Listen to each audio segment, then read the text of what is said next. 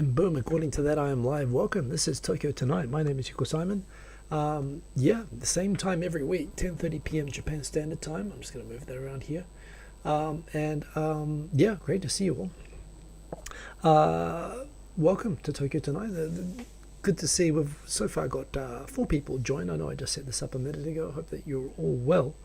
It's been an interesting week. Not a lot of news. I guess the big thing in Tokyo is we've kind of hit officially winter now, where there is like, we're getting sort of cold weather now, and I just got out the humidifier and so on. It's the cold, dry Tokyo winter, which means I can see Mount Fuji spectacularly. It's in the distance, it's like that big, but I can see it directly like that way out of my window. I've got a nice view of it. It's been an interesting week. So a few topics to talk about. Still, in spite of the Omicron thing happening at the moment, there still isn't really a lot in terms of there's no cases in Japan yet. Although, of course, unlike other countries where they systematically sort of test and they catch people quite well, even if they don't show symptoms in Japan, they don't really. They're only just coming around to the idea of allowing people to be tested for free without symptoms. So, granted, not a lot of testing at the moment, but still, Tokyo, 14 million people in the administrative area of Tokyo, and 9 cases today. So still below 30 now for like more than a month. So we're having a good run, although it is inevitably going to end. We are going to have Korea's having a bad time right now, and a lot of other countries are obviously going into it. So we are going to have our 6th wave. That's just the thing that's going to happen. But right now it still is nice having a bit of a respite anyway. Nice to see so many people being able to come back into Japan. Not a lot else to report at the moment, but I did get the new shoes. They arrived. Those are awesome. I also got where is that thing? I got a new camera, which I still haven't tried out properly yet. I will try it out. Where is that thing? In fact, it's not in reach, but I got the Insta360 Pro 1 X2. Insta360 1 X2. It's a convoluted name, but it's basically a 360 camera. I took some test shots, which I've been playing around with editing, which I will post. Probably might even post them later tonight. I've got some cool shots I just sort of took. I tested it out running. I was just I've seen other people use it. The stabilization looks really good. Kind of a delayed birthday present to myself. Black Friday. It was cheap, so I went and grabbed it. So Black Tengu in Greece, drowning still under a tide of Delta. Yeah, we had a pretty bad run of Delta here, but it is now, 7,000 cases and 10 million. That is pretty awful. Of course, the key is there's a lot of contradictory data about Omicron at the moment. There is the concern that it is, its spikes are different, so they don't react the same to the vaccine as the other variants, so the vaccine might not be as effective, which is a concern. But it also sounds like a lot of the cases that are coming up, and there's not a lot yet, but the cases that are being caught often are asymptomatic or relatively mild. So it's not clear that it's as nasty or virulent as the other strains, but of course the whole point is that there's a strain which it appears the way that the particularly the mRNA vaccines work is not going to be as effective. Taking the spikes off seemed like a pretty good strategy, but if it's resistant to that, then it might mutate into something nasty that is resistant to the vaccine. But there again, the way that they've learned how to develop these vaccines is, and the fact that BioNTech said that they could probably develop a totally new vaccine to deal if they need to. If their current one isn't effective, they reckon they can do it within 100 days now, which actually is exciting, not just for COVID-19, of course, but also just for things like cancer and other sort of diseases that we've had trouble treating until now. So still interesting times. Great to see so many people coming in. Ninja Monkey. Very good to see in the chat. I have actually been consistently watching your channel now, talking about the status. I download, and because I pay for premium, YouTube Premium, so I download and I watch offline generally, or I listen to while writing and stuff like that. But enjoying the channel a lot. Anyway, let's say hello to who's here in the comments. We've got Ada Void, good to see you. Good morning, Arizona. Good to see you. Quentin Rankid, boom, good to see you. We've got Magpie882, good to see you. Hello indeed. Black Tengu, nice to see someone from Greece again. Stay safe there, obviously. Yeah, we've got one Johnson. Ben Duncan, good to see you, Ben Duncan, and congrats again on the job news. That was very, very, very cool. Ninja Monkey, good to see you, and welcome again. Been a crazy week. Indeed, but again, your channel's been doing a great job. It really is the best. It takes sources that I watch and sources that I don't watch and puts them all together into those updates. If you're really interested, particularly if you're waiting to get into Japan, as a tourist, as a student, or to work or whatever, I mean, Ninja Monkey's updates are the best summary source of information out there. So go subscribe to his channel. Doing a fine job. They're from Gibraltar, but amazing. By the way, question, Ninja Monkey. So I know you live in Gibraltar. Is that a Welsh accent? I've been trying to pick out which one it is. I'm just a rugby fan, so I'm trying to pick which rugby team does that sound like. But it sounds a little, yeah, to me it sounds a little bit Welsh. Am I off with that? But anyway, I love your channel. I love what you do. So yeah, shout out. Sergeant Bilko, good to see you. We've got Dan H. Welcome, welcome. Indeed, we've got Dan H. Did I hear about IKEA's 99 yen a month apartments in Japan, and Mitsubishi and a couple of large Japanese banks launching a yen-based cryptocurrency? I've not heard either of those things. Yeah, I've probably not been following the news as correctly as you. That sounds interesting. Shoot me some links and I would love to look at those, but I don't know anything about that, I'm afraid. Yeah, Ben Duncan, Omicron is Unicron's brother. Oh, there we go. I thought it was like Megatron's brother. It sounds like one of the Transformers, actually. Kerberos Tenchi, the Isle of Man TT time. Well, that's a crazy race. Oh, it's Isle of Japan TT time. Oh, I don't get it. Kerberos Tenchi, but welcome. We've got Aaron, moderator. Good to see you, Aaron. We've got Believe in Yourself. Greetings indeed. Good to have you in here. Held for review. We've got lots of emojis that have been auto stopped there and allowing those to show. Squirrels, rabbits, and all the other animals. Looks like we've got everybody so far. I appreciate the 5 likes. Remember, if you do like the content, please do like. It helps the show. It is appreciated. All that good stuff. I am going to come over here. Yeah. Not at all. No, you're doing a good channel thing there, Ninja Monkey. So into the stories anyway. Let's get into it. As I was saying, situation remains good. Like it's like one of those cowboy movies when they walk into a ghost town and it's like it's quiet. It's too quiet. That's kind of how it's been like for like 2 months now. It's gonna end. It's going to end. Everywhere around us at the moment is like going up. So and Japan isn't.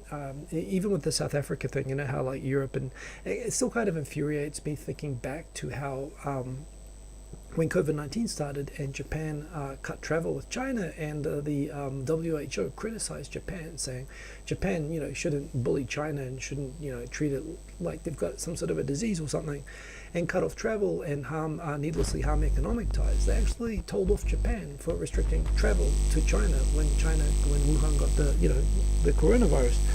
But of course now, like the day that Omicron comes out, Europe and America, everything cuts off travel with Southern African countries, and no one seems to really care about that. Yeah, kind of again, I mean, I know that we're a lot better informed now, but the irony is that Japan actually hasn't cut travel from Southern Africa. They're just they're just stopping the 3-day quarantine, and they're forcing everyone coming in from those countries to go through a 10-day quarantine. Remembering that most of the people who are allowed into the country who have traveled from those countries are mostly Japanese people. So one thing that Japan has never done throughout this whole thing, Australia and New Zealand blocked their own citizens from traveling back to Japan or back to their home country. Japan has never done that. Japanese have always been able to come back, and even the quarantine was kind of, lax. It kind of just involved staying at home and crossing your finger, crossing your heart, and raising your right hand and all that sort of thing. So it's been pretty slack. But yeah, they're not restricting travel at all to South Africa. I think the other thing about Omicron at the moment is it's a good reminder to something that the WHO has been saying all along that is correct, that does deserve repeating, which is that, if only the wealthy countries keep all the vaccines to themselves, that allows the disease to keep mutating in developing countries. And in the end of the day, if only a few countries have the vaccine, then no one has it, because it allows this to happen. It's going to ruin the vaccines that we have. arguably there'd be more of a chance if there was better access to vaccines in poorer countries, that perhaps these kind of outbreaks and mutations could be stopped before they happen. But you know, a lot of countries, particularly poorer countries, which South Africa isn't, but there's a lot of countries around South Africa that you know don't have as good access to basically aren't as well off. And yeah, you know, that are talking about not being able to get access to vaccines until like 2023 or something. So you know, it's a good reminder to the world that it's not charity giving vaccines to developing nations that are having trouble with COVID. It's actually protective of yourself. You know, it's because people move around, it's going to come back. So anyway, the situation in Tokyo remains good. The best it's been for a while. That said, it is interesting, and this is part of, I think, the next story that I've got here, actually, that I thought was very interesting. Some people talking about how even when things go back to normal, so many people now have just formed the habit of wearing masks. And where I am, there's basically no restrictions right now, but literally 100%. There's sometimes people like Oji-sans on bicycles that want to smoke while they bicycle and they pull down the mask. But even then, they've got a mask on. They're just sort of, you know, sneaking a cigarette or something. Where I am, it's 100%. I know people tweet all the time, hey, where I am, there's only like 20% of people wear masks or something. I've never seen it. Where I am in Tokyo, it's 100% of people all the time, even with like 9 cases out of 14 million. Everybody wearing masks all the time. I think this is one of the reasons why it hasn't bounced back. But more than that, you know, people in, you know, other countries not used to wearing masks, of course. The whole idea of wearing masks is it's taking away, you know, my oxygen, it's, you know, damaging my lungs and so on, and just the general dislike of it. It's people, you know, can't get the masks off and go back in public normally soon enough. Whereas in Japan, people are it's already fairly normal for most people when they have colds or hay fever or whatever to wear masks. So that habit is already there, and it was interesting that, yeah, there's a kind of story here that there are polls and so on showing that a lot of people are finding that, in fact, that is not the same story. The link has changed. That is funny. Hang on a sec, let me just try pulling this up again. Oh, it is here. That is that link to a different story there for a moment. Yeah, there's a survey found that a lot of people found that even when things go back to normal, they'll probably keep wearing a mask because they appreciate the privacy that having a mask gives you. People don't look at you, you know, people can't see your face. And it's kind of funny. A lot of other people, particularly when I put this on, while sort of internet, you know, commenters sort of commented on this, they pointed out, a lot of people on the internet sort of said they felt the same way. I guess for a lot of people who are becoming like 18, 19 at the moment, you know, in a way, this is kind of defining of a generation. And I think there's a generation of people who are now so comfortable wearing masks and, you know, want to differentiate themselves from their parents and, you know, people who are pushing back against it. That there's a generation of people that are like, yeah, I'm just going to keep wearing a mask because, you know, I don't want people looking at me. When I tweeted about this poll that there's 80% of people responded to a survey that they'll just keep wearing a mask. Even the phenomenon being talked about there that some people who look beautiful in masks. I mean, I suppose you know, this is I suppose that's kind of a thing, but yeah, it's just interesting when I tweeted this, how many non-Japanese people, how many English people, English speakers on Twitter said, yeah, they feel like the same. So, yeah, anyway, it is pretty interesting, I think, culturally, that the old mask thing might be catching on in some places and with some people. The idea that in America, you know, well, at least for some people in some places, not just in America, by the way, the idea that wearing a mask is now taken as like political, or, you know, like, that's so ridiculous. And again, this is another reason why I'm glad to be here in Japan, where people just wear it because it's common sense and it's good health. The idea that, you know, believing in COVID-19, that you know, that it exists, or wearing a mask or getting a vaccine is a political statement is so absurd. You know, it's literally like voodoo, you know, it's literally believing in witch doctors over science, you know, believing any of those things.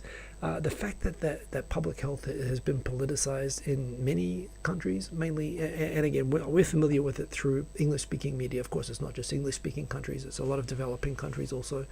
for a long time, actually stopped trusting medicine and so on, Western medicine and science around medicine, and looking for alternatives. But when the countries that are like developing and leading science are not trusting their science anymore either, it's just nuts. And this is, I think, it's an interesting sign of the times. Anyway, into the comments. Remember, if you want to get my attention, just say my name, do what Cobra Tenchi did there. And oh wow, Omicron is actually the Transformers' home planet, is it? I thought that was Cybertron, which I think someone else there said. Is Omicron, I don't know, is that like the original planet? I didn't know that.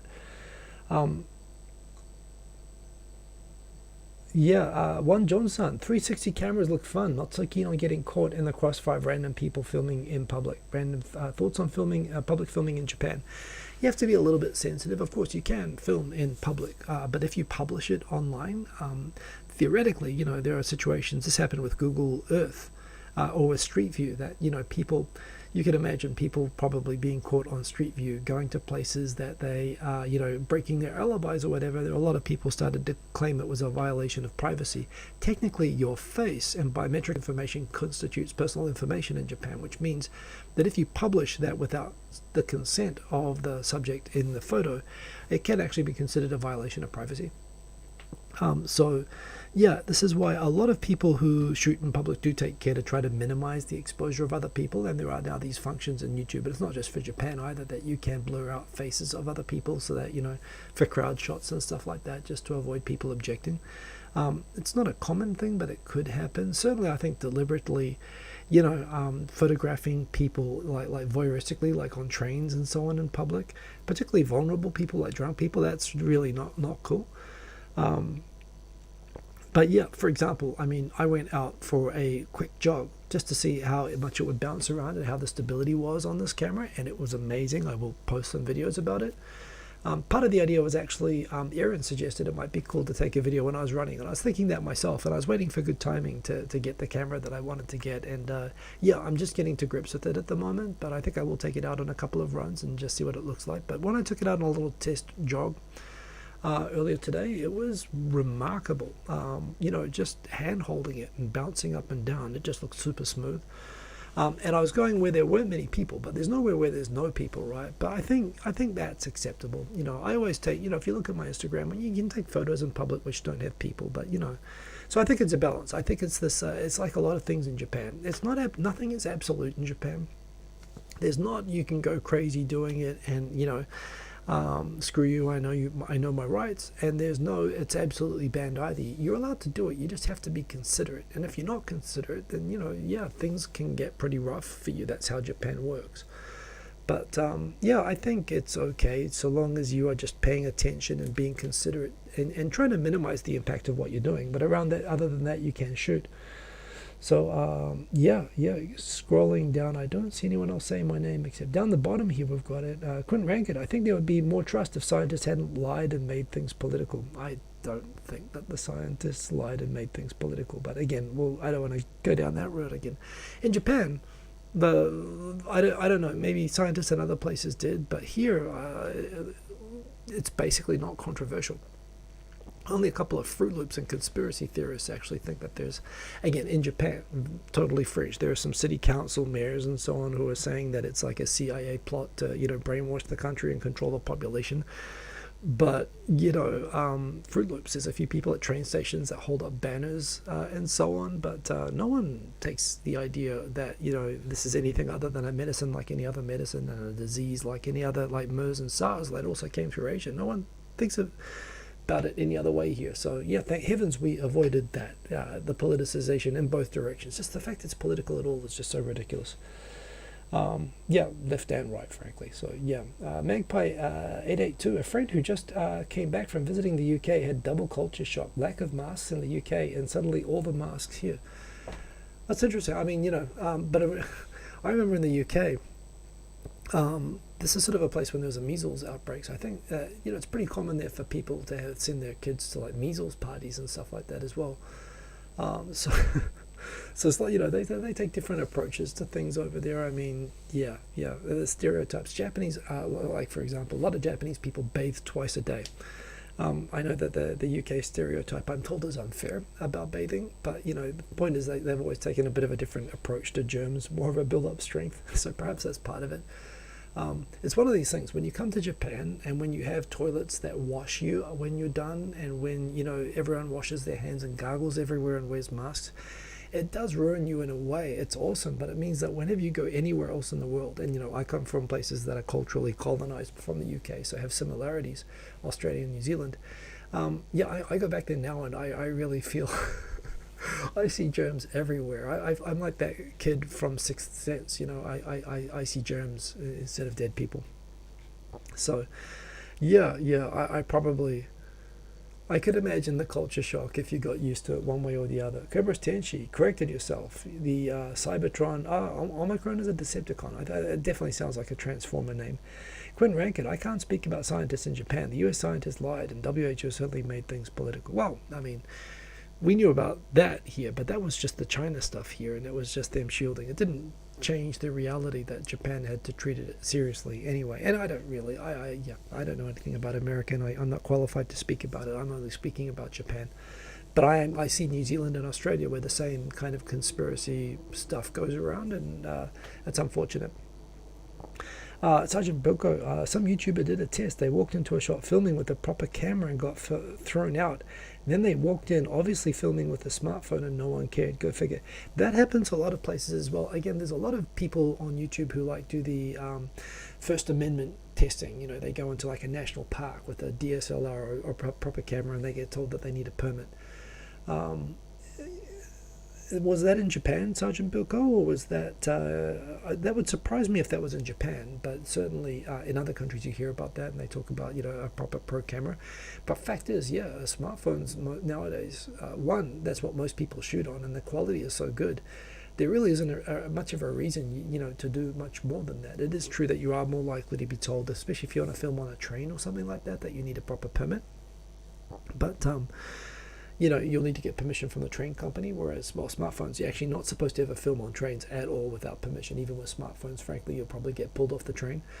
But in public, I mean, everyone has smartphones, so it's kind of hard to police, and I think it's more socially accepted. It's all about social acceptance more than rules, but in a way, it's probably less common nowadays for people to use DSLRs for normal filming, because the quality of smartphones has now come up so much that really...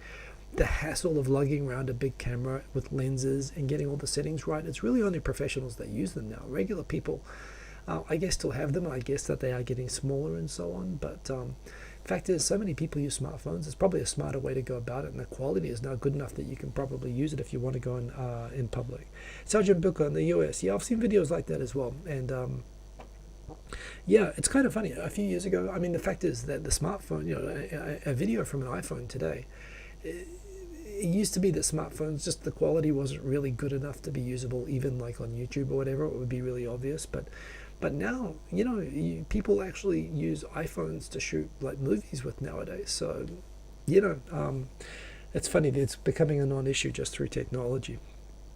Anyway, on to the next subject. Let's go back out here. Boom, boom. The inflation is happening at the moment. In fact, it is kind of funny, a couple of things happening. First of all, the yen, which has been stuck at like 110 yen to the US dollar, has suddenly gone up in value. Is now the US dollar has gone up. The US dollar is now worth 115 yen, which means that things from America, every dollar from America now costs 115 yen, whereas before it cost 110 yen, which is basically adding like, nearly 5% to everything. The highest I've ever seen it, by the way, is about 120. And I must admit, I've got US dollar savings from jobs where I've been paid in US dollars in the past, and I would consider probably switching the money over if it got to 120. But it's been basically between 70 and 125 when I've been in Japan. 115 is the highest it's been for a lot. Is the cheapest the yen has been for a long time. But of course, because Japan now imports a lot of stuff, that means that a lot of it causes inflation of goods. And another thing that's happening is also causing inflation of petrol prices, along with the lack of supply at the moment. So it is kind of funny that the government here in Japan, we've had this deflation problem and this deflation spiral for a long time, and the government's wanted to break out of that by primarily encouraging employers to pay their workers more, so that they end up, so that basically people have more cash and they spend more, and it spends a virtuous cycle of inflation. But of course, the inflation can come about in many ways, and this is an external way, where without wages going up, people getting poorer. This is like bad inflation, where it's not going up through wages, it's going up through the cost of stuff, particularly energy costs going up is causing a jump in prices. So on the one hand, the government's should be celebrating in a way that they've finally gotten inflation. They've set inflation targets, they've printed money, they've done everything to try to set up positive inflation through spending. But now they're getting it kind of in other ways, and they're panicking, and basically they're releasing the fuel reserves to bring down the price of fuel. This is mainly attributed apparently to interest rates in the US. I think long-term interest rates are staying low, which is causing basically people are sending a lot of money to the US right now, which is increasing the value of the dollar. So to me, the fact that this is another thing as well. The cost of fossil fuels, the cost of gasoline is supposed to go up. The whole outcome of COP26 is the idea that there is a problem that the prices of carbon, of fossil fuels, things like gasoline, don't have the costs of the damage that they cause built into them at the moment. This is the idea of having a carbon tax. It's not a penalty for fossil fuels. It's actually just pricing in. It's a market mechanism to ensure that the negative costs, the fact that the government needs to pay for offsetting the negative effects of climate change as a result of the use of those things, are not priced in. So in a way, it's kind of natural that if we're doing the right thing after COP26 and we're actually recognizing the cost of the damage caused, it's a good thing for fossil fuel prices to go up. It makes renewables more competitive. It makes it economical to invest in alternatives to that. So it's kind of a good thing all around in a way. It generates inflation and prices are going up. But of course, it is disruptive to the economy, and it makes people feel poorer. Their wages are still the same while the price of goods are going up. So the government is panicking right now, and they're releasing the fuel reserves. I did an off-color joke that got some blowback on Twitter. I said that after 25 years of trying to trigger inflation, it finally happens, and the government goes crazy and starts flamethrowing the fuel reserves. It's kind of what they're doing at the moment. So, the Prime Minister has asked employers to give a 3% wage increase to people if they in the next wage negotiations in spring. Abe did the same thing, and the employers told him to go to hell, even though he was a popular Prime Minister, and Kishida is not an Abe. So we'll have to see if that happens. But interesting times. Back into the comments. Quinn Rankin, not supposed to film on trains. Who took the film on the subway, the recent attack by the crazy in Japan? Well, that's a good point. Generally speaking, when there are people who have taken photos of drunk, passed out people on trains and posted them on social media, that was generally considered not cool. Another thing about the crazy who went stabbing people and so on is that actually, if you look at some of those videos, the full clip that was posted by the original person is floating around on Twitter, and actually there was the start of the first 5 seconds of the clip was often cut off, because what the first 5 seconds shows is a bunch of terrified people running away and huddled up against the end of the carriage, trying to get as far away as possible from the attacker at the other end, and you can see all the scared faces. And there were two versions of that when that was shown on TV. All the faces were either blurred out, or they just cut that part of the clip and they just focused to where some people were sort of running away. Again, I think because it was sort of a news thing, there's kind of, again, technically, I think people whose faces were identifiable from that video, maybe other than the perpetrator, because it had legitimate news value. I think it's that question about whether it's a balance between whether the clip has, news value that would justify being shown as is, and whether it wouldn't. And a lot of the news channels, interestingly, found that the huddled group of terrified people at one end of the carriage, a lot of news channels here in Japan just cut that completely, or they mosaiced out all the faces, which I actually respect. I thought it showed good discretion.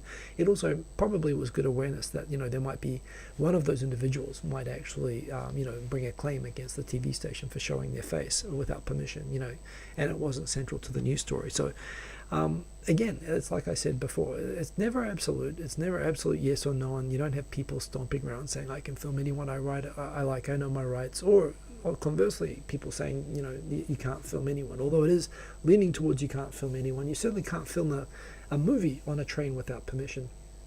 And it's definitely not cool to like take photos of people. In fact, the whole train pervert problem is a big part of that. But I'd say, an attack on a train, yeah, everyone's going to film that, of course.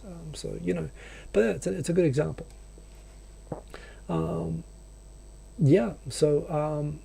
I see more people joining, by the way. We've got Shubha's finally back. Good to have our man in Panama with us. Hope you're having a nice cup of coffee there. We've also got Joe Smith. Love the channel. This channel, glad that you love a channel. Hope it's this one. If it's not, that is still cool. Good to see. Welcome to people who have joined after I started. I'm going to charge on Mr. Cordy Cheb. Glad that you made it. Christopher Luke, excellent to see you in here as well. Remember, if you want to get my attention, definitely, say Hiko Simon, and it will flash orange, and I will say hello to you. Watched a couple of movies. I actually watched 3 movies now that I think about it. I watched Red Notice, all on Netflix actually. I watched Red Notice. That was garbage. Wow, that was awful. The summary on Screen Rant, it's got the movie pitch meeting skit, which they always do. Basically, it's just straight up spoilers, so you can't watch it if you haven't seen the movie. But that was a pretty good summary. I won't spoil what it is, and it's fun, I guess, but it was not good. I laughed a couple of times. It's got Ryan Reynolds, but this was like not good. Ryan Reynolds, and not good The Rock. And I haven't seen Wonder Woman, so it's the first movie I've seen with Gal Gadot. But yeah, that was not a good movie. I can tell they spent a lot of money on it. Not good. Also saw Spectral, which is like people in Moldova, like for some reason American forces in Moldova, and they end up fighting like these ghosts. It was also kind of a yawn fest. It kind of took itself a little bit serious. It's kind of interesting, but I still gave it 3.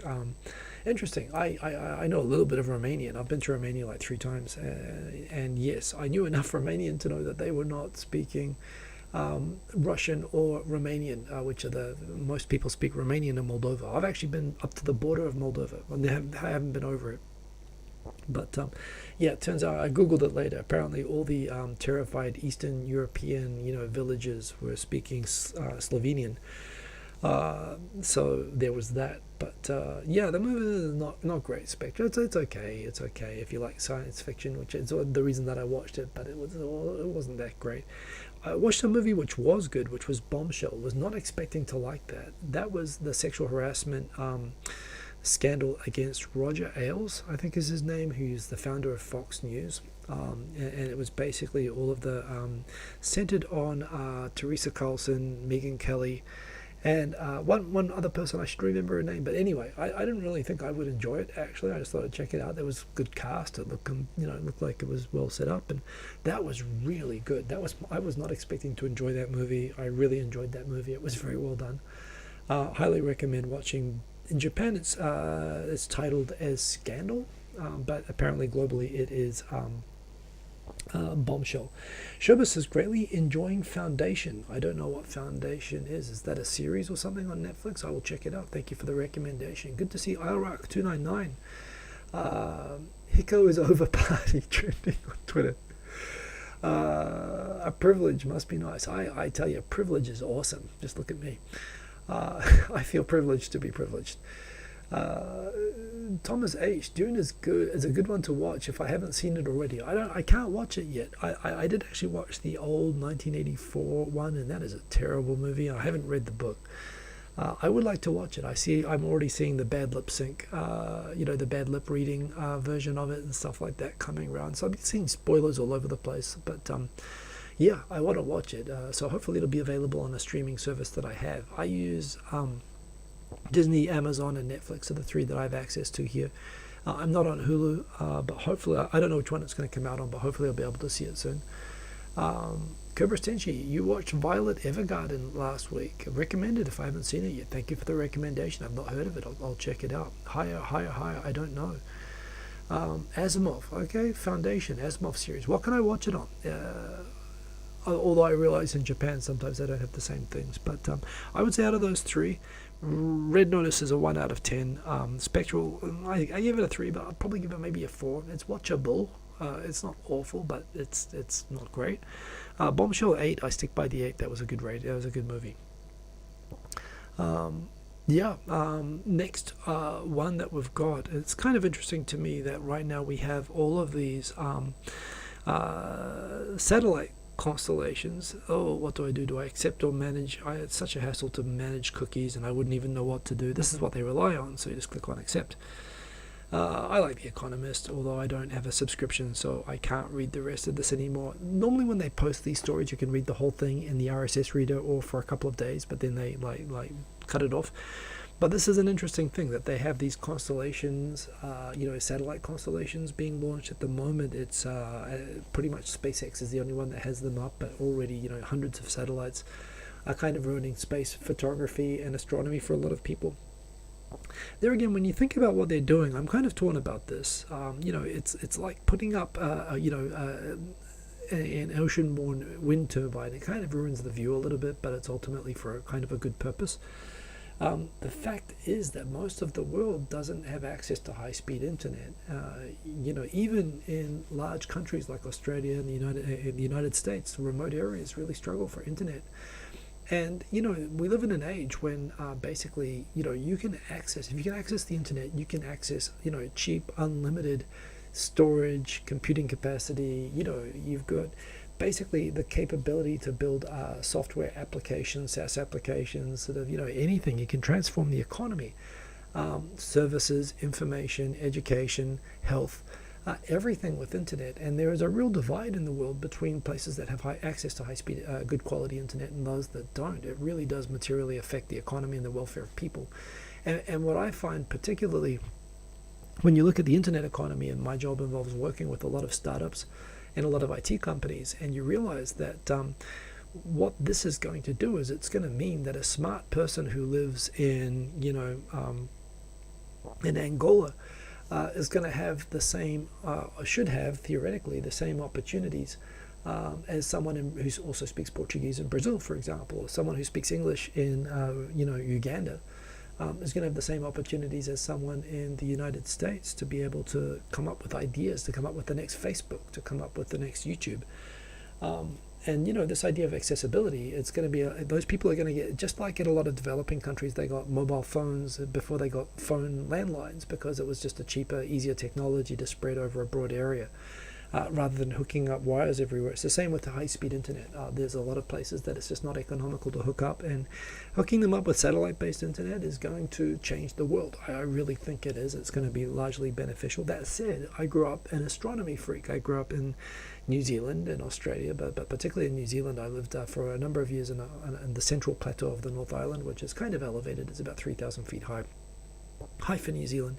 But we had excellent skies. I mean, I became an astronomy and space freak just from living in this place, because the night was like spectacular all the time. And yeah, I carried that with me. My love of space is fully into all of that. So I went and I must admit, the idea that it always was a thing that, even if you had a mid-sized telescope and you knew how to do astrophotography or whatever, and you could take those long exposures, you could discover comets still, you can discover asteroids, and most of that kind of appeal of being an amateur astronomer, I must admit, is going now that astronomy is becoming so automated and well covered. But there again, it does, for those sort of astronomers, it does ruin things, and it does show a little bit of what the future is going to be like, that perhaps proper astronomy from the Earth is going to become very difficult. But there again, it's another reason we should be putting big telescopes out into space and putting them on the moon and places like that.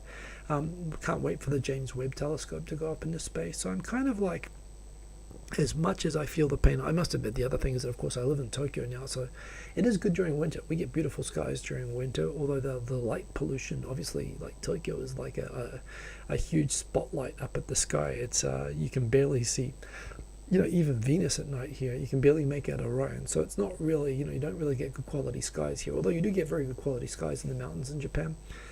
But I'm excited by the idea that we're moving, commercial space stations, and we're starting Mars trips and moon trips, and we're putting more telescopes in space. And I think that's ultimately where all the new learning is going to come from anyway, and we should just push out there. I'm hoping that I could retire and have an observatory, and not for that observatory to necessarily be an automated observatory in a place like New Zealand, which would be great. That's what a lot of people do right now. But 20 years from now, it'd be nice if I could go on trips to a space station hotel and actually, or from the Earth, be able to access space-based telescopes and stuff like that people could do. That would be awesome. I mean, that's where I think things are going. But still, interesting times. I mean, I still love how technology is just jumping ahead. Quentin Rankid, yeah, they do have a YouTube channel. I mean, they've always been good. So many great media sources, particularly news related, haven't really survived the internet age. They've kind of sold out and gone for the sort of news of the world headlines and stuff like that, and clickbait and so on. And The Economist, I must admit, I still consider is like my favorite news publication. They've always stayed above that. They're always very factual. They do have an editorial line, but they're not bashing you over the head with it. And they're always dense with information. That's what I love about the Economist, and I do like to buy a copy whenever I'm traveling or anything. But yeah, IROC 299, don't bother with RIPD, kind of an MIB remake. Thank you for the warning. I have it downloaded and ready to watch, so I will not watch that then. Mr. Cordy Chap, hell, in the cities of Australia you don't have access to fast internet. Yeah, well, that's because Australia, unfortunately, telecommunications and internet is run, like a lot of things in Australia, basically as like a cartel, and they give you crappy stuff for expensive, and that is one of the tough things about living in Australia, and I'm sorry about that. But yeah, another reason why, if they're ripping you off, get it straight from SpaceX, or the other companies that are going to be, making it available. Maybe it'll force, Telstra to get off their ass and give everybody proper internet in Australia, which is just, I suffer when I go to Australia for how bad the internet is. Christopher Luke, we need satellites, and for Russia not to bomb them. Indeed, that's right, they blew up a satellite. That's right, Kesler Syndrome stuff.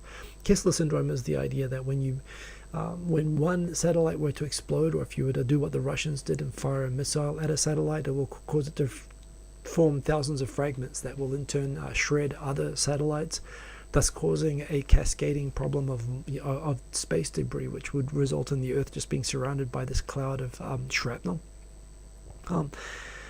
And there was a concern that this is something that the Russian missile test to explode a satellite could have done. Should also be noted that Russia is not the only country that's done that. America did it in 2009. They actually used the Patriot, they used the Aegis missile system, which is what Japan uses.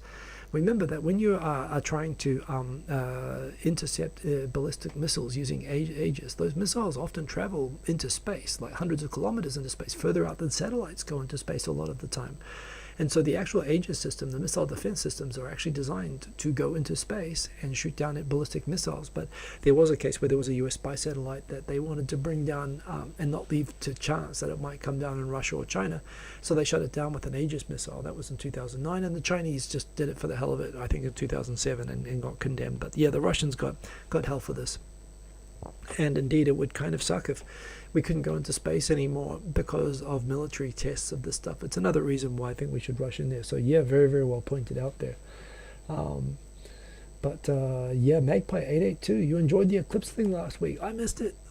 My son didn't want to go out and see it, and I was busy with work when it was on. The lunar eclipse, it looks like it was quite good. I think it was cloudy where we were here, but yeah, so I missed it, unfortunately. Eric Bailey, equality of internet, equality of opportunity, something everyone should want. That's exactly what I think. I think that I'm excited by the unlocking. You think about all the brains, all the horrible stuff as well, all the trolls. We all know that the internet's been a mixed blessing, but on the whole, when you consider the innovation that the internet has unlocked, and when you consider that access to good quality internet is still something that less than 10% of the world has. Imagine what we might get, good and bad, I suppose, but from the other 90% getting equal access to internet. And it's not going to be like someone, in Central African Republic is going to be able to afford, it's not like everybody's going to be able to pay SpaceX, but it means that the local telco providers are probably going to be able to, set up feeds and set up connections, that can be distributed. It is going to increase accessibility, and that is what I think that unlocking of human ability, assuming that people are basically the same and just as capable, have as much potential anywhere in the world. Poverty does not necessarily, restrict IQ or anything like that. And I think the idea that you're going to give all of those very, very smart people that just don't have those opportunities extra access right now, it's really exciting to me to think of what that's going to unlock. So yeah, Cobra Tenchi, hopefully the James Webb Telescope launch will be successful indeed. Hell yes, I hope it will. And then the one after it. I really am looking forward to the day that we can just like manufacture mirrors on the moon and just like continually build bigger space telescopes. I mean, it'll get to a point we'll be able to see the edge of the universe. I mean, at some point. That'll be super cool. Von Johnson, I think JAXA are recruiting astronauts at the moment. Interested. I'm not sure I'd be eligible, but yeah, indeed, they are investing in a couple of the private space stations, just like they own a couple of modules on the current ISS. So it's one of those things. Japan doesn't launch its own people, but they actually have tickets because they have invested in a bunch of satellites and a bunch of space stations and so on. JAXA is not a bad way to get into space. I don't know if JAXA has actually ever had a non-Japanese JAXA astronaut, but I also think it'll make sense with companies like SpaceX and hopefully other companies like Blue Origin and so on setting up their own human launch system soon as well. It might be that JAXA might just be able to literally like getting an Uber, like they'll be able to pay civilian private companies to ferry their astronauts into space, and that'll be cool. I mean, for me it doesn't have to be JAXA. I want to go up there as a tourist, but we'll see. Good Ranked, are people hardening satellites if they're at risk for this sort of thing? Don't know. Who knows? Defense and spy satellites, they might have to do that. If you think of the cost of every pound or kilogram that you put into orbit, and how expensive that is, I think that just putting armor plating on the economics don't work very well. But there again, if this becomes a real risk, maybe that becomes what people do. But as I understand, when you make satellites nowadays, you're really trying to make them as absolutely as light as possible. There is no premium at all on hardening, except for things that you expect in space, such as radiation and heat and cold and stuff like that. But you don't expect to harden for shrapnel. Maybe that's the thing that's going to happen. There's also already speculation that this is going to have to be a design feature of future space stations, that there'll just be too much shrapnel, flying around like, flying 28 times faster than bullets. Pretty scary, but there's already people thinking of solutions for that. So yeah. Juan Johnson, for the Artemis program, apparently. Is that a danger for that? I mean, that's right. Cobra Tenchi, aren't they called taikonauts? Yes, indeed, Chinese astronauts are called taikonauts. That is very, very well picked out. I love space stuff. I don't talk about it a lot here, but I do like it. This was interesting. Somebody on Twitter put up this tweet. Times travel, cuddle cafes. Cuddle cafes have a huge, I tell you, they have a huge market in Japan. Considering how hard Japanese work all the time, these shops or cafes allow people to have a real quick rest, and during this time they can also get a quick cuddle with a friend or a partner of theirs. Yeah, I tell you, I can't even walk down the street without tripping over a cuddle cafe lately. They're just all over the place, just cuddles all over the place. These cuddle cafes, they're becoming a menace. I mean, they're taking over coffee stores, convenience stores. Who knows? I mean, how can you have too many cuddle cafes? It's a question I guess we're getting the answer to. We're just overwhelmed at the moment with cuddle cafes in Tokyo. No, we're not. I mean, aside from the fact that Japanese like to even see two Japanese people holding hands in public is kind of like, whoa, holding hands, well, take it easy there, the idea of cuddling. Unfortunately, I suppose that if you're a salary man and you want to cuddle, there are ways people can pay to get cuddles, but often they go far beyond that, and I suppose those are everywhere. But cuddle cafes, no, I've not heard of that anywhere, and I don't see how it would make sense. I mean, look, do I think most Japanese people need a cuddle? Hell, I mean, who doesn't, right? And I've lived here so long, I think it's kind of messed me up. But yeah, this account, Times of Travel, this is India Times. Okay, so this is an Indian travel site. Is this big in India? I don't know, but yeah, it's one of those things I guess probably seemed plausible to someone writing it. I have yet to find out about it, but who knows? It could be. I mean, this could be what Japanese culture is missing. It could be what we need. So yes, indeed, maybe this is gonna fix everything. What else have we got in here? Boom. Oh yeah. This is going to start auto playing if I play it, so I'm just going to show you. But this, the latest episode of Unseen Japan. They're doing this great series on the Japan Red Army faction and the different versions of it. The United Red Army, the Japan Red Army, and so on. And they've already had the airplane hijacking, the purge that happened up in the mountains, the hotel hijacking. Now they've moved on to Fusako Shigenobu, who was a woman who basically escaped all the purges and went to go set up her own cell in Lebanon, teaming up with the PFLP, People's Front for the Liberation of Palestine, to basically carry out. Basically trying to inspire a global revolution, sort of a socialist revolution worldwide against oppression, and thought that teaming up with, Palestinian groups during the late 1960s and early 1970s was a good way to do that, and, got training and arms and so on. And that led to her setting that up and inviting other radicalized Japanese students to travel out to the Middle East to join her, and they were given a mission to get onto an airplane to fly to Tel Aviv, to Lod Airport, where 3 Japanese students basically got guns that were supplied to them, apparently by PFLP, and they shot up the airport there in Tel Aviv, murdered a whole bunch of people, and their purpose was to inspire revolution through carrying out acts of murder and violence. That's as they believed. They were so radicalized that they believed that this would inspire like a global revolution to overthrow, capitalist hegemony. In the end, they ended up murdering a lot of Puerto Rican people in an airport in Israel. They wanted to kill Jewish people, which they killed some, but they mostly killed Puerto Rican evangelicals and some other nationalities. Just these are just horrible people. And the fact that Shigenobu had a daughter who came to Japan and was featured like a celebrity. I'm just thinking, did I talk about this last week? It was in my feed from this week. It's an excellent video anyway. I do recommend watching the whole series. But just a whole bunch of people there.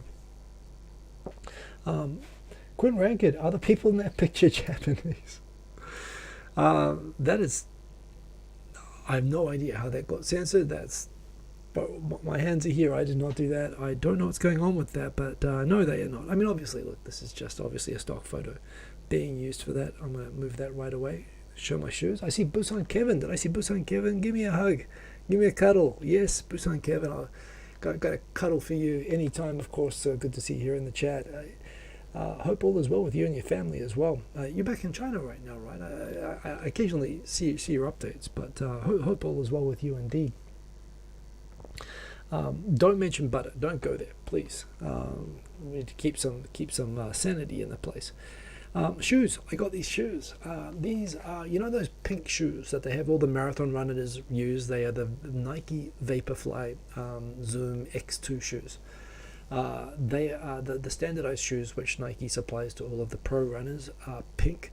But however, these shoes are like, they're basically like crack now for runners. And I thought this is my treat to myself for my birthday. I think I showed everybody that I'd ordered this. They arrived this week. Someone pointed out on the show last week that they're the same color as my keyboard. I think Sergeant Bilko tweeted at me I should get orange shoelaces. Actually, not a bad idea. Then they would totally match, although that would be just a little bit weird. But I'm very happy with how the shoes look. I haven't had a chance to take them out for a run yet. I'm hoping I might get out for a run tomorrow to take it out with a 360 camera, do 2 things at once. But I'm very stoked about the shoes. I'm very stoked about my awesome design. You can actually design every little part of the shoe, like the colors and everything. And yeah, I think I did quite a good job of that.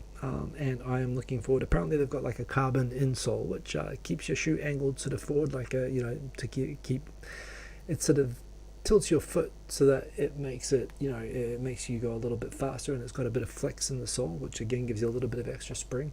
So I'm looking forward to see what happens with that. I'm not particularly fit right now, so I guess I'm not expecting to run a fastest time. I'm not even going to try to. Typically to break-in shoes, you want to do a couple of easy runs, but I'm looking forward to seeing if it does make any difference. But anyway, very stoked about the shoes. And yeah, there was a news story, which is being skipped here at the moment, but there was a news story during the week that Milchman 2 has a question about the keyboard. I'll come to that first, since you said my name. It was flashing there in orange. Which keyboard is that? Is that a ducky? That is a Varmilo. Boom, boom, boom, boom, boom. This is the keyboard. This is Chinese, but it's custom made. Every part of it is custom made. You go to the website, Varmilo. Don't wonder if you can see the label on the back there. Possibly not. Varmilo. Varmilo. Sounds kind of Portuguese. But they have some nice people there. You can choose the switches. You can choose the inside padding. Basically, it's like if you had someone custom make you, a serious mechanical keyboard. They do it custom, and they ship it to you. The quality is like, this is like it's like a Koenigsegg. It's like, it's better than a Ferrari. It's like a handmade turbocharged version of that. The switches are super comfortable, and the caps are thick, and it just feels great. The quality is just awesome. And I selected online the design of all the keycaps for that. So yeah, it's not a ducky. It's called a Varmilo, and I highly recommend it. Actually, they've got all layouts. You can get wireless, wired. You can get UK layout, US layout, Japanese layout, and it's very, very good. So Milchman 2, yeah, I tell you, it's you pay for it, but I tell you, it's nice. I'm not going to go back. I was getting good keyboards like Filcos before, which also sound Portuguese now that I come to think about it. But after getting this, I don't think I'm ever going to buy another keyboard brand again myself. I almost want my other expensive keyboards to break so I can make another one and try a different design. That's kind of where I'm at with that. The subtitles, the auto captions. I did turn on the auto captions. What are they doing? Are they saying bubble bum, bubble bum? Is that my New Zealand mumbly accent coming out as a bubble like that? Is my favorite color purple? It's not purple. Those are blue and teal. And teal is pretty cool. I do like purple. I mean, I like all the colors. I'm an easygoing guy. But yeah, very blue. I would have been okay with the pink shoes, but that's how that came out. How's the Sergeant Bilka? How's the keyboard now that I've used it for a while? It's still awesome. It's still very well made. The switches that I got were awesome. It feels awesome. I honestly want to switch all my other keyboards to this. This is like it's ruined me for other keyboards, and I've been using it for like a year now. So that's where I'm at with that. It's very happy with it. Put a link to site in the comments. For Varmilo, sure, that's a good point. The thing is, anyway, look up the name. Just search for it. It's a Chinese site, Varmilo. I'm not sure. I think it's varmilo.cn/en. They're a Shenzhen company, and if you go through the website, there's actually like this guy who makes keyboards. So it's not like it's not like a sweatshop. It's not like the image of one of these big factories that just mass produces a whole lot of stuff and slaps different labels on and sells them at different prices. It's not that type of Shenzhen company. It's literally a couple of people who are just really good at making custom keyboards, and they just do it basically. This is something that a lot of enthusiasts do. There's a whole web community of people who build keyboards as a hobby, as an expensive hobby, and this person just sort of has figured out a good way to make a business out of that, where they just let you fully customize every part of the keyboard. It actually takes, to do it properly, it's one of those things where if you're like me, you can get really into researching what all the parts do and what they all mean and putting together your ideal custom keyboard, but you don't have to solder anything and you don't have any risk of breaking anything, and it's got a warranty, so it's pretty good to me. It has backlit versions. Oh yeah, it's got all the backlighting. You can control all the LEDs and stuff. I got purple LEDs just to prove I customized it. It doesn't really fit the switch, the background. Mr. Cordychet, what color switches? I got reds. I got cherry reds. Although that said, they have their own Varmilo switches, which I've seen reviews of, that actually are really, really good. But yeah, in fact, no, I got pinks for this one. So yeah, silent reds, basically.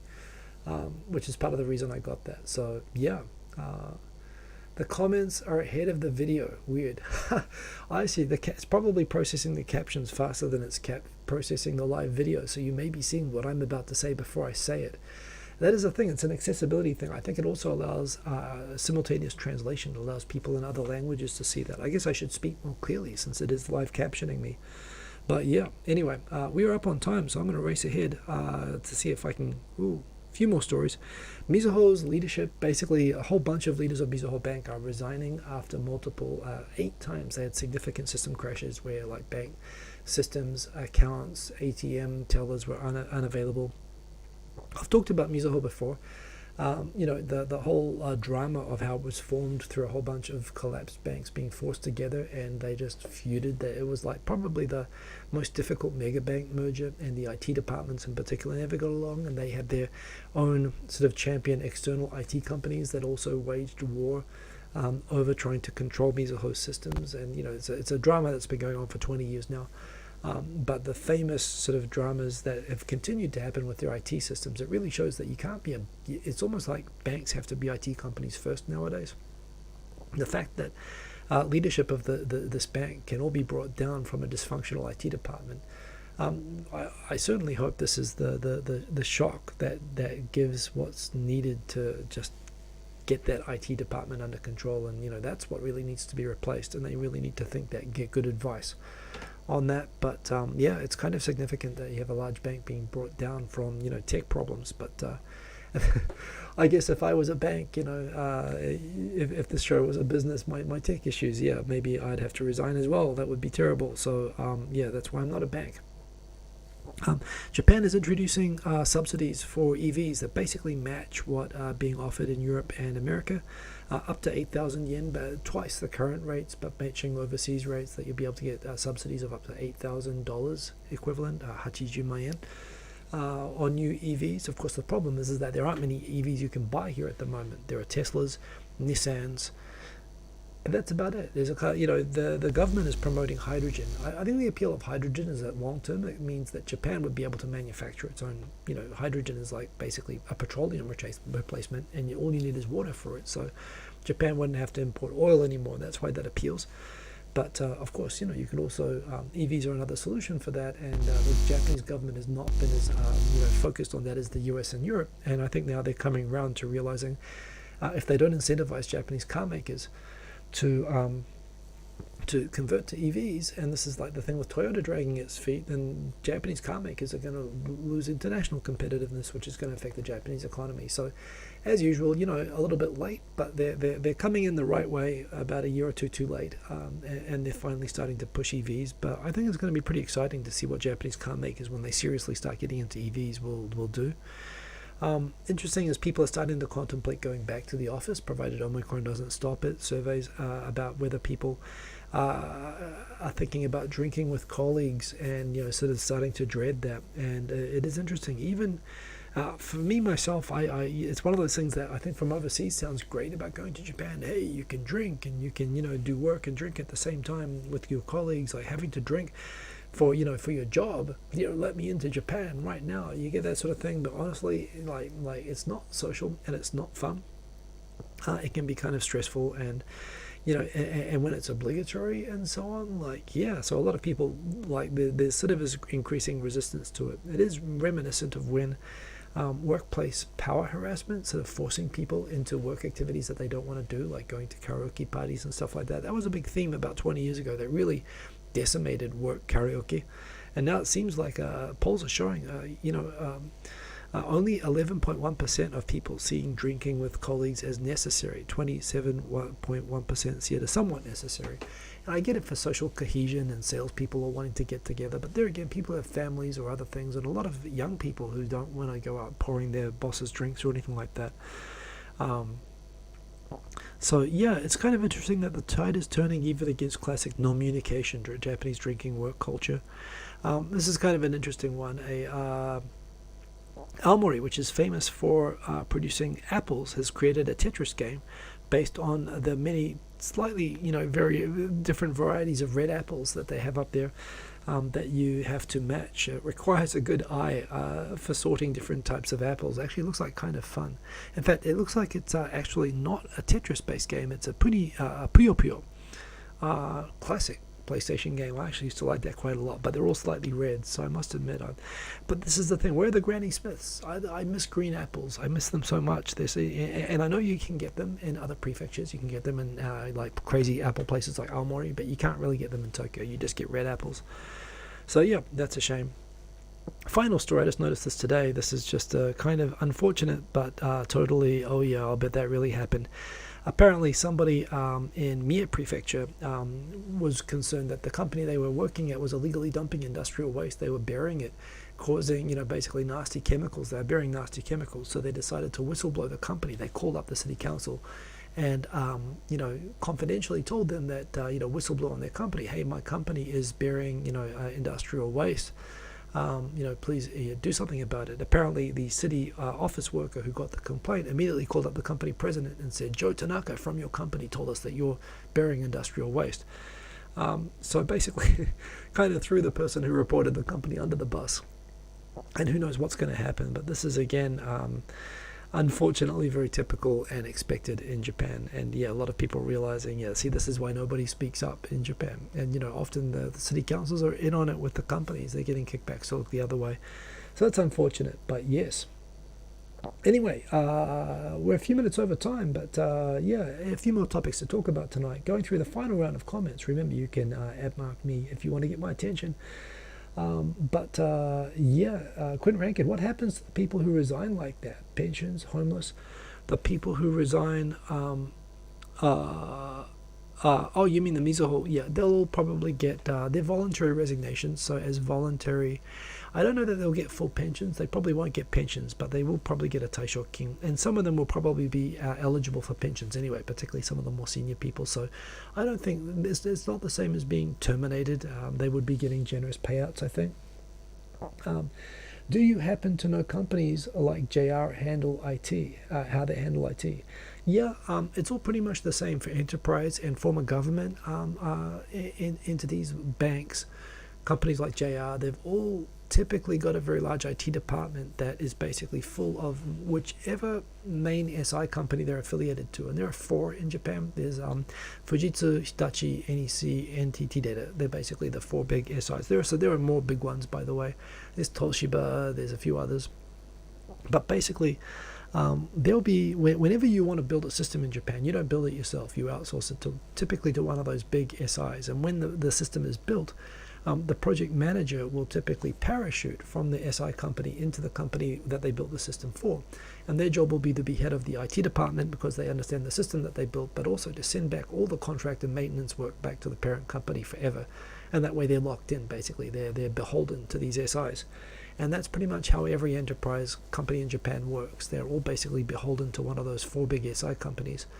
The problem, part of the reason Mizuho became such a shit show, pardon the French, was that there were multiple banks with different SI partners who were battling for control of the Mizuho Mega Bank, and they were all sabotaging each other. You'd have an NEC old boy in Bank A, and a Fujitsu old boy in Bank B, and a Hitachi old boy in Bank C. And when they were forced to merge and set up an IT department, they were just sabotaging each other, and this is the result. So it's basically a kind of oligopoly in Japan, and it's held back innovation and tech innovation, and it's the reason that Japanese still use faxes and stuff like that. It's because these large IT companies have been incentivized to frankly hold them back and milk them for extra money. Is there some sort of serious feedback from my mic? I'm sorry if that's weird. I don't know what's going on with that, Mr. Cordy Chap. So sorry, I don't know. Is this Quentin Rankin says as well, there is some kind of recurrent static sound on your audio. Maybe check out after the stream. I will do that. Thank you for pointing that out. I've got the gain all the way up at the moment. Just looking, because people always say that my audio is quiet, so I'm trying to get it up as high as possible, with the gain, and so perhaps it's that. Maybe I've overdone that. Honda had built many hydrogen stations that produce hydrogen for about 2 cars a day purely on solar power, like 10 years ago. Yeah, there are some demonstration stations like that. I think Toyota's doing that as well, but obviously still too too restricted. Magpie 882 replaced normie kais with cuddle kais. Hey, that's why not? That'd be nice. Dr. Kerberos Tenshi, Dr. Mario clone game, perhaps. Quinn Rankin, fresh apples or pie? Fresh apples. Our apples are supposed to be sour, and they're supposed to be yes, pie as well. But I know for the American people, I know that apple pie and Granny Smiths are considered like apples for pies. In New Zealand, we've got like Golden Delicious, we've got Granny Smiths. We produce a lot of apples in New Zealand, Australia, and I grew up preferring green apples, so that's just me. Quinn Rankin, sounds like someone in Japan is soon to be a whistleblower, but with someone else's name. Yeah, I guess that's another way of doing it. Butter Mafia, yes indeed. Butter emojis. JFYI, static example is during the EV topic. Thank you for flagging that. I will check during the EV topic on the stream and try to find out what happened with that. Oh, anyway, tech issues. I mean, they're a feature, not a bug. It is time. Fuji apples are sour. Yes, there are sour varieties of Fuji, and which I like. I prefer sour apples, and you can get them, but typically the ones that they sell in supermarkets in Tokyo are super sweet, and they are delicious. But they all taste kind of the same, unfortunately. Which is why for apples I would much rather be up in Tohoku. Anyway, we are 12 minutes over. Thanks for keeping me company as always. Remember, if you like this every week, if you like the Japan news updates, please remember to like. It does help the channel. Remember, I've turned off the monetization. I'm doing this for the love of it, and because I enjoy these conversations that I have with you all. Remember, you can follow me on Twitter. I'll be back same time next week. I've got nothing else better to do, nowhere to go. Hey, Tai Nakamura, Sashiburi, good to see you, man. And anyone else, by the way, that I mentioned that I missed in the comments, Aaron, you have a great weekend. Everybody else have a great weekend. I am going to go now, but stay safe and catch you next week. Boom, peace.